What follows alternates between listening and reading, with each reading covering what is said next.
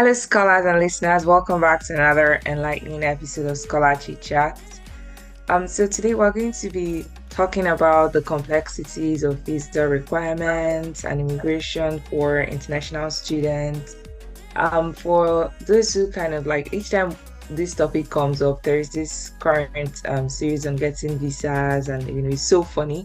So just seeing how the whole process looks like for different people too is very interesting. But today we're going to be talking about the complexity specifically for um, international students. So understanding these processes are very crucial for your successful journey through postgraduate studies abroad, because you can't study if you don't get your visa. So we're going to be talking about everything, the story, the gist, and I'm sure you're going to pick one or two things that you find helpful. Yeah, that's right, Chidinma. So, as an international student currently, I have experienced the challenges like firsthand. It's quite frustrating, honestly. Like, I know there are people who advocate for like a borderless world where everybody kind of sort of migrates without control. I don't know if it's the best solution, but what I do know for sure is that applying for visa can be very, very complicated, also quite annoying, takes a lot of time and mental energy. However, with the right information and guidance, you can manage to successfully navigate the visa and immigration landscape. Yeah, you're completely right, OJ. And it's I really look forward to all our conversations as always. And joining us today, we have something new, someone new, something new is coming up, and then we have someone new. So he's our guest moderator, Abbas, who is currently completing an internship with ScholarChitChat. So welcome, Abbas. Thank you so much, Chidinma and Ojay. My name is Abasi-Ikponke Asuko, but you can call me Abbas. It's a pleasure to be here and facilitate today's important discussion. So, Ojay, can we start with you? Can you share your personal experience navigating visa requirements and immigration as an international student? Of course, yeah, Abbas, thank you so much for the question. And yeah, I've had quite an experience navigating requirements. So for me, I've only had to apply for the visa to one country, or as a student to one country. So first of all is the fact that there are different kinds of visas. So you get a visa to a country depending on what you intend to go and do in the country, and you've picked a particular kind of category. So I know that in the UK, like the names of the visas kind of explain themselves. So you can get a student visa, which obviously means that you're going there to study to be a student. You can also get a worker's visa, which, as the name implies, you're going there to work. You get a visitor's visa, which is when you're going there for a visit. So of course, you want to be sure that you're applying for the right kind of visa. It's probably called different things in different countries. So that's the first information you have to get. What kind of visa do you apply for? So my own experience, I applied for the student visa, and the good thing was, I think at the time I applied, I was applying as a Commonwealth scholar then for my master's. And we had like a special category, which means we did not have to pay visa fees. But I think the first problematic thing about applying for the visa was the getting a slot to submit your application. So you first fill a form online, and then that's for the UK student visa. You fill a form online, provide some like vital information about yourself, and then you have to select a date to attend a visa center. So I think in Nigeria there's one in Lagos, there's one in Abuja. I think they said they opened one in Enugu. I don't know how far about that. And so you can go there. You have like there are documents you have to submit. So you have things like your admission letter, your admission letter, maybe like your English proficiency. I know that for the UK you also have to like have done a TB test. So you go there with that certificate to show that verifies that you are TB free. I think you had to have been taken in the last either 6 or 3 months. You have to really verify that. And I think those are the major things. Normally, they advise you not to book a flight before your visa is approved. And then I think the visa processing time is like 3 weeks. 3 weeks, I think. Maybe 21 working days, I think is more accurate, which is completely different from 3 weeks. So like those are the major things that you had to like really understand the nuances of this application process in different countries.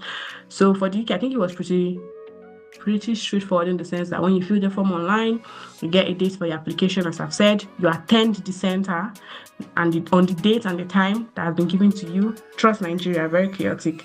There were lots and lots of people there. It was, yeah. Oh God, I can't remember that day actually. I can still remember it like it was yesterday. Standing in the sun. It wasn't a very pleasant experience, but well, here we are. So testimony. So yeah, there was that, and then you wait for the you wait for a decision. They'll send you an email to say, oh, a decision has been made, and you receive your passport soon. I can remember paying for a courier to deliver my passport back home at the end of after a decision was made. So yeah, that was roughly or briefly, that's like kind of like the process I went through to apply for a visa at this outside the country. Applying for my PhD, I applied from within the country, and that was an easier process. But I think for most people, what we apply to them is when they're applying for what we apply to that situation is applying from outside the country. So that's basically it. So yeah, it was stressful, but it was a mountain that I surmounted. So I'm happy.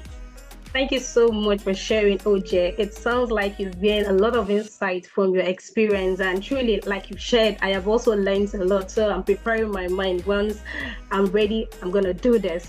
Chidinma, could you please elaborate on the main types of visas that international students typically apply for, please?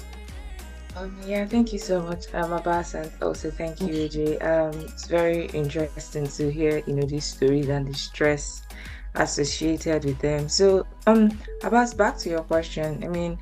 Like Ojay highlighted, international students can apply for. Students, obviously, you're going to be applying for student visa. So, I think that what that is called varies. Like Ojay mentioned, the UK is called workers visa, students visa.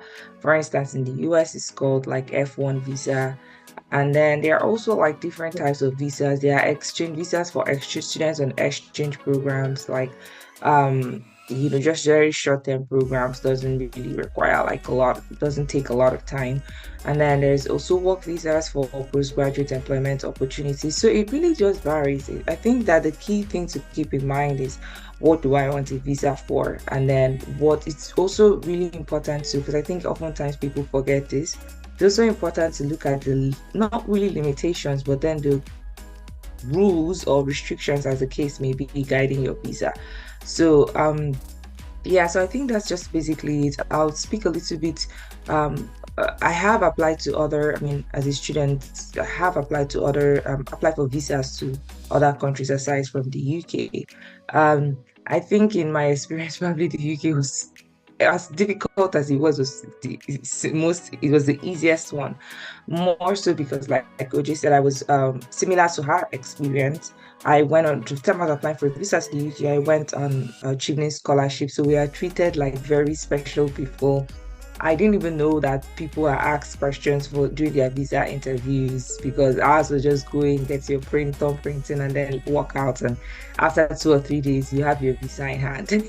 So, but when I started making other applications, I realized that, oh my God, like there are actually a whole process, associated with this whole thing.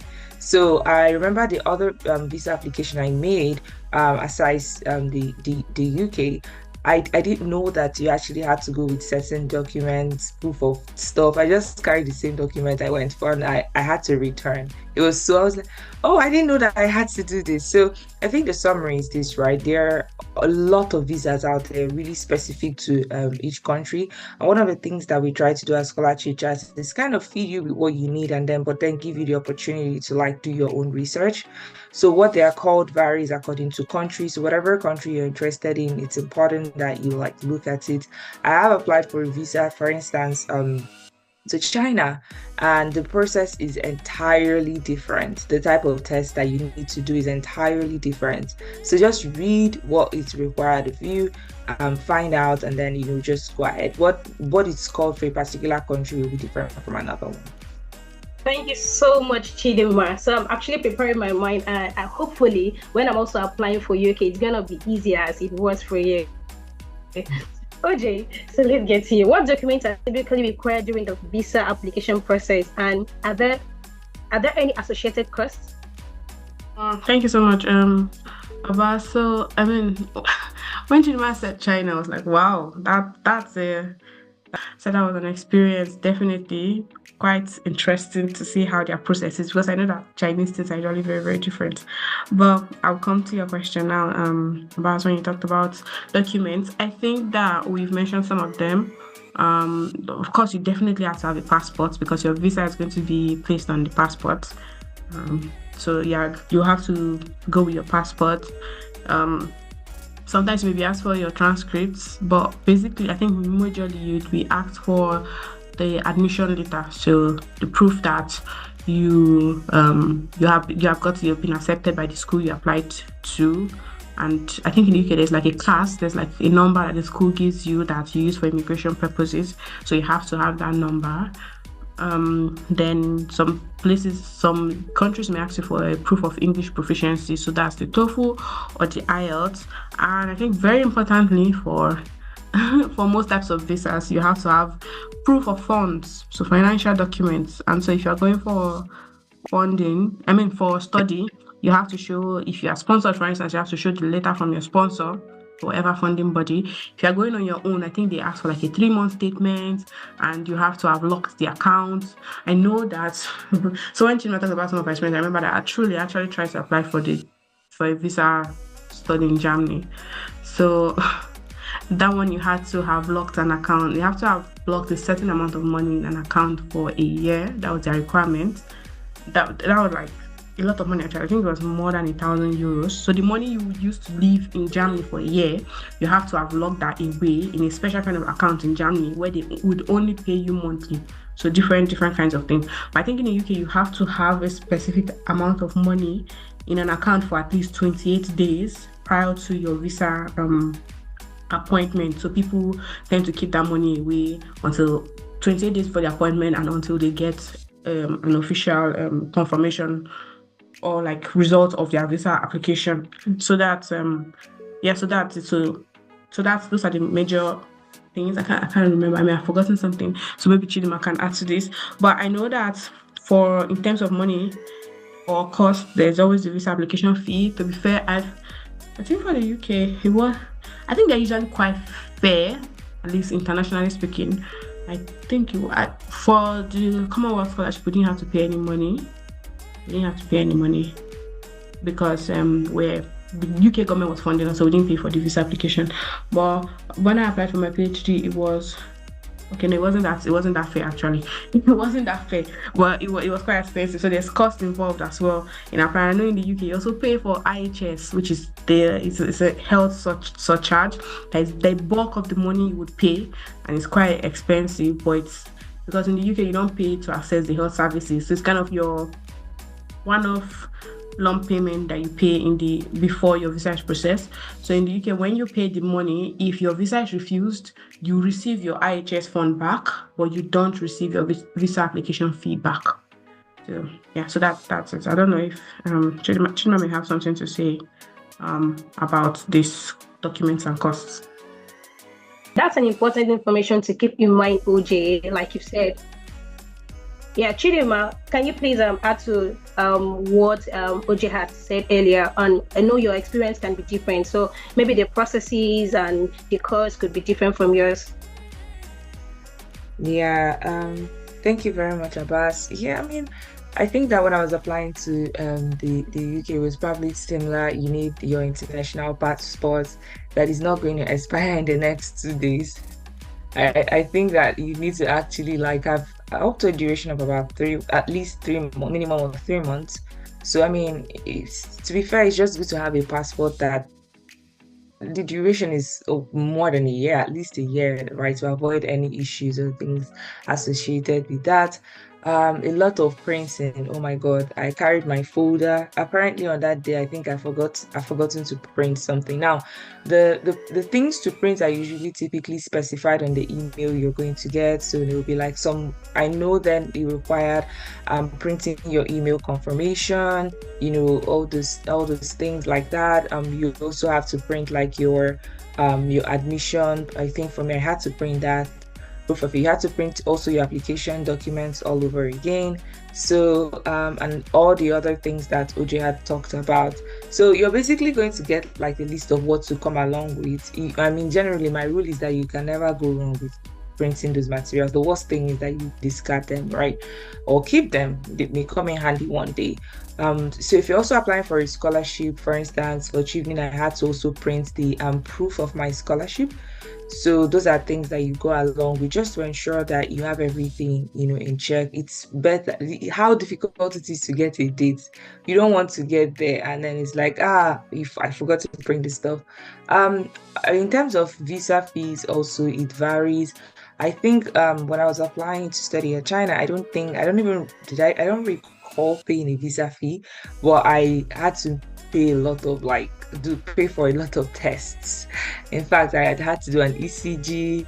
It was so funny. So that was also a stress on its own. So it just varies. I had more things to print out, my health record, sorry, not health record. They kind of like you have to do a couple of tests anyways. And then you have to show that medical fitness. I think that's the word I was looking for. But I don't remember paying for a visa fee actually. But then also, I think also it's kind of similar to the US. I think the only difference is that so for the US you pay a visa fee, which is also pretty affordable. I think the other thing also is that you get to pay this other thing called a service fee, which is kind of different. Unlike the UK, you don't get to pay like a health surcharge because healthcare is not typically free. So I think those are like the difference. So the other thing I would like to add. Thank you so much, Chidinma, for adding that. And I've also picked some points. So in case I want to, next time I'm applying, I have a whole lot to put in place. And also I want to ask, what can students expect during the interview at the embassy or consulate, Chidinma? Yeah, that's a very interesting one. I think that it is really the interview. It varies actually. It varies. Some interviews are longer, so interviews are shorter. I feel like it all depends on the person interviewing you. It all depends on your purpose for traveling. It also all depends on how much you're able to present your case, right? So some interviews are typically short, like what's your name, what are you what are you going to study, what do you want to do after your study, your postgraduate plan, your source of finances. So you don't want to go there and they're like, what do you want to study? And then you forgot. So this is not like an interview thing. But then I remember the day I arrived in the UK, you have to pass through immigration at first. So they were asking this guy, I think they asked someone in front of me, like, why are you here? And he seemed a little bit confused. And I remember they had to call him aside because it's like, okay, you don't know what you was studying. You're not able to tell us face value where you're going to. That's weird. So you want to prepare yourself, but in most cases they are very short, pretty straightforward. And as long as you're passionate about what you know why you're going to study, you already have your information at hand. I think that you're going to be good. It's just essential for you to be honest, very confident, and get yourself prepared. I don't think you can ever go wrong with preparations and having things on your mind. Like, where are you going to? I'm going to 1234 Edwardsfield, Poppleton Road, York. See, I still remember my address in a bit anyways. So just having that kind of like helps. So it's not like, where are you heading to? You're like, oh, wait, let me bring out. It's like, okay, what are you doing here? So I think that's just it. Preparation is key.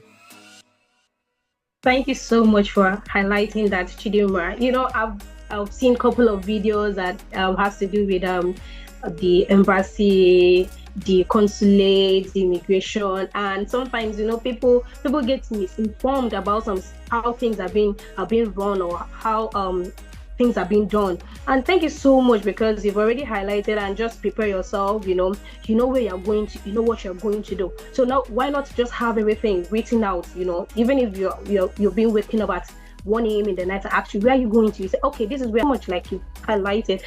So OJ, let me get to you. What are some common misconceptions about immigration to a new country? Sometimes people, like I said earlier on, misconcept some certain things. Are like, oh, you're not supposed to do this, you're not supposed to do that. I can remember some times when I was in secondary school, and I was once told that you do not laminate your certificate. Is it true about this, Chidinma? Yes. Yeah. So about that's a good question. People will say a lot of things when it comes to moving to another country. And the last question you asked about laminating certificates, I've heard as well that you do not laminate the certificates.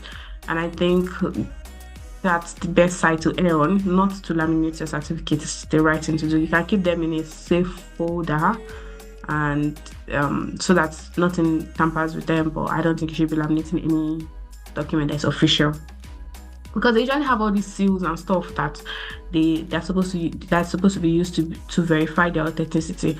So when you laminate them, it kind of tampers with the seals and just difficult to check. So that's a side point. But I think that for immigration, kind of misconceptions that people may have, I would say that one thing that people should know is that it's not uniform. So it's not, oh, I know somebody that's in Canada. Okay, I want to travel to China. Let me ask the person how the person did the whole process.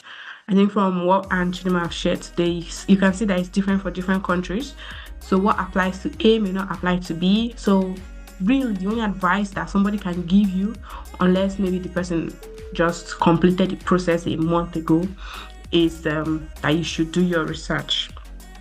So it's not, there's no one unified system of migrating around the world.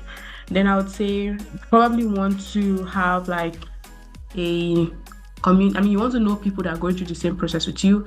It could help for you to know what to do, where to get documents, for instance, or there's some just basic things, especially in Nigeria, where you need to know certain things to get certain things. Because I think people, when they have to change from like student visas to work visas, I know some in the UK, they normally ask for like a police certificate that you have to get. And because from time to time, I'm on a WhatsApp group where people come and ask questions like, oh, how do you get your police certificate or police clearance, something.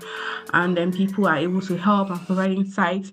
I know that when I was applying as well, I had to help somebody book a visa slot. I remember that when I finished my appointment, I was going out and then I saw the officers there because she was also a scholar, but she could not find a slot for an interview, and we had to get our visa in time to start studies. So I was able to stop and ask the man, please, are there any slots? And graciously, the man actually opened the computer, showed me, and I called. I was like, what dates do you want?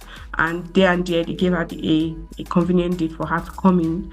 And that day was not normally available on the computer system. So because she knew me, I was able to help her secure that slot. I didn't have that kind of luck, but she was lucky. So that kind of thing, I think that's one thing that people would also benefit from. But altogether, like, it's a new process, and I think it's a process that you don't really go through often. I think of late I had to apply for a visa somewhere, and to be honest, I made it very simple. I finished the application and I submitted the whole documents at the embassy, and I was leaving, and I was asking for my passport because it has been a while since I actually applied. I actually had to go in and hand in an application. When I switched to another student visa, I did it within the UK, and I didn't have to submit any extra documents because I was already here.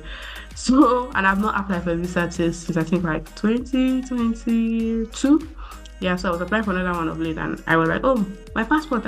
And she was like, oh, you're supposed to leave your passport. Like, oh yeah, true. So that's something you should not forget, that you're supposed to leave your passport so that they can affix the visa to it. And yeah, so those kind of things are expected because, again, it says a new process is something you don't always do. You have to make sure that you get all the information. And when she was talking about interviews, and she talked about how people I'm just unable to answer some very basic questions. I get it. Like, it doesn't make any sense why you won't be able to answer basic questions about yourself or what you're going to do. It's very, very important that you know that. So, I think in summary, I'll just wrap up and say the immigration process is not that straightforward. Maybe it could be more straightforward, but I think that you can study it. The information is all there. You can study it to find out what is happening. So it's complex, it's time consuming, but you can study and get the gist of the whole thing. So much, Ojay. Like you've said, sometimes, in as much as we know the Nigerian situations, and it could also hinder some of the smooth running of some of our applications, but we also have to bear in mind that we should be prepared. It's something that we want to, so we just have ourselves prepared for it, and that's an important point, Ojay.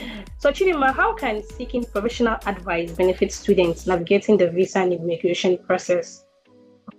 Yeah, it's very important. I think that it's so crucial to like it's good to understand the whole process. And one of the things that I did mention when I was talking earlier is to understand the restrictions, per visa. So let's say, for instance, you want to someone who wants to study and then you want to work at the same time, and like the studies is even like the secondary thing.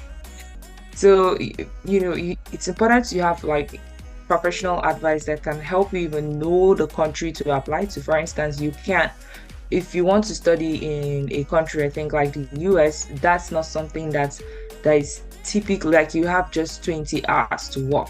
Also, I think same as also in the UK, you only have 20 hours to work as a student, so you have to stay within that. If not, you're gonna have an issue. There have been instances of people who like went beyond that, and saying you don't know is not an excuse, right? So it's good to have professional advice to help you navigate the way, and they can help clarify any doubts, help you also navigate the process more effectively, ultimately increasing your chance of success. One thing I do want to say is that it's very, very important that you go to the right people. I know one of the interviews I attended, I remember when I was there, a visa, I think those that I'd forgotten the name, and she was asking me a question on something that I felt, I was like, wait, you're like a consultant and you don't like, how old are you telling people, right? It was so funny. It was just a very simple basic question, and there's nothing wrong with having questions. It's just that if you present yourself as an expert like that helps people through this process, I think that this is something that we probably have an idea of. So it's good to go to the right people. It's good to ask questions to the right people, but also like remember you should do your research. You shouldn't take what anybody says like hook, line, and sinker, especially because there are so many stories. So I think that it's a very good thing to do. However, always resort to doing your research. Thank you so much for emphasizing the importance of professional guidance. Even the experts too, they also need guidance. So how much more you that is trying to get to a new place, and then you must have some questions, in your mind, like, oh, how did they get here? What happened? What do I do when I get here? What should I do? And the rest of it. And also, I think you've already said it earlier on that you need to familiarize yourself with people who have also been through this tunnel. Some people have also had this experience, so they can hold your hand and tell you this is what you ought to do. So finally, Ojay, what advice would you give to international students navigating visa requirements and immigration? Thank you for that question. I'd say my advice can be put from a number of things I've mentioned in this particular episode. One of them is to stay organized, plan ahead, and don't hesitate to ask for help when you need it. Look for information, familiarize yourself with all the requirements. The good thing is that most times they're not hidden. Could be a lot, so you have to do quite extensive research, and that organization will help you know, what you don't know, what you also do not know and need to know. And then you need to remember your deadlines, because you have to apply at a specific time, given the processing time, so that you're able to start your program on time. Because most programs, they give you like a deadline when you're supposed to have resumed, and to resume you need your visa. So you need to consider that processing time and know that, by this specific time I have to have applied if I'm going to be able to make it to start my program at this particular time. Otherwise, most times people would end up forfeiting that admission, or that after going through everything, paying fees and doing the visa application and all the other stress involved in getting maybe a scholarship or even admission in the first instance. If you don't get your visa before a specific time, you could just miss out on everything. And then, you have to make sure that you have all the necessary documents. That can be a pain, as Chidinma said, like a lot of copying, a lot of copies. Like you literally see the folder is like a stack of plenty sheets of paper when you're applying for a visa. Very annoying, actually. I don't know why we have to still be printing plenty stacks just to apply for a visa. But you make sure that you have to get everything you need. And then I would say maybe don't make mistakes. I was going to say make mistakes is part of the learning process, but I think you should ask questions, really. Because I feel like anybody at the point of applying for visas is you have been given the opportunity of a lifetime. So it would not take much to really apply yourself to the process to get all the information you need, ask questions, bug people if necessary, so that you don't make a mistake in the process. But I mean, again, if you have done all things and, well, the human thing is to make a mistake. If you have done all things and you still find yourself that you've made a mistake, then, I mean, don't be discouraged by the setback. You can still, again, maybe if you have enough time, you can book another appointment, go with the right documents, etc., etc. Well, that's what I was saying. Wise words, Ojay. Thank you so very much for sharing, and thank you so much, Chidinma, for sharing your insights and experiences on this crucial topic. You know, people must have heard a whole lot. Like me, I have learned a whole lot listening to this episode today. I'm sure our listeners have gained valuable knowledge that will help them navigate the complexities of visa requirements and immigration more confidently. Tune into ScholarChitChat for more insightful discussions on the challenges and triumphs of academic life. Until next time, keep chatting. Thank you. Bye. Thank you so much for joining us on this episode of ScholarChitChat. If you found our conversation insightful and enjoyable, be sure to hit the like button and subscribe to stay updated. We've got a lot more in store and we don't want you to miss out. We are always diving into topics like this: academics, scholarship, professional life, and the international student experience. It's what makes ScholarChitChat your go-to podcast for a fresh perspective. Also, don't keep all this wisdom to yourself. Share this episode with your friends and family who could benefit from it. We are building a community of learners and would love for you to be a part of it. Your thoughts matter to us. We want to hear from you. Drop your comments and questions in the chat, or send your questions, suggestions, and comments to scholarchitchat@gmail.com. Your input helps shape the future of ScholarChitChat.